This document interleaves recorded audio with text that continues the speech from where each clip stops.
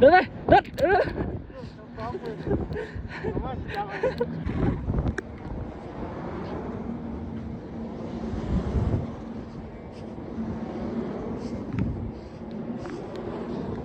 แหล่งน้ำธรรมชาติเป็น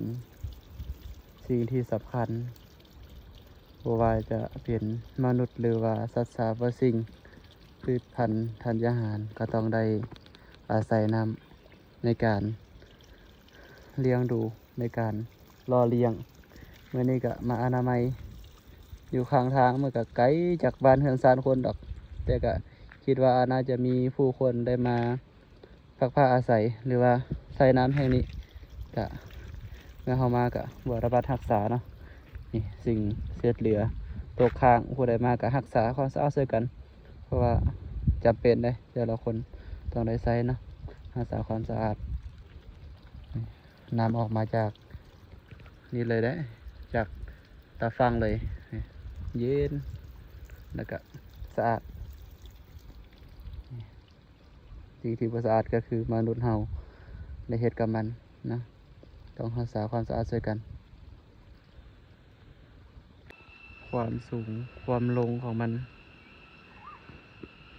เดินทางขึ้นภูพูนเนาะความสูงนี่เกณฑ์ในขึ้นภูก็15%ตอนนี้ลงอีกวันนี้แล้วก็สิขึ้นอีก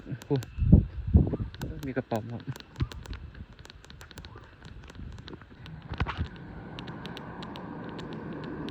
ถึงแบนน้อยไปนะเดี๋ยวเขาจับไปแล้วเรียบร้อยได้เสือไปเพื่อนพวกตัวแบะตัวเป็นงัวแล้วตัวแบะฮะตัวนี้ใหญ่แม่มันบอกตัวพ่อเนาะตัวทึกตัวแบะน้อยตัวแบะอันนี้ตัวยังนี่มนุษย์เนาะมนุษย์เขาเกิดมาทำยัง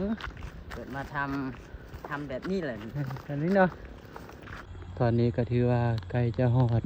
บ้านศพเติงเป็นที่เรียบร้อยเมื่อนี้ก็ถือว่าเดินทางไกลพอสมควรเกือบ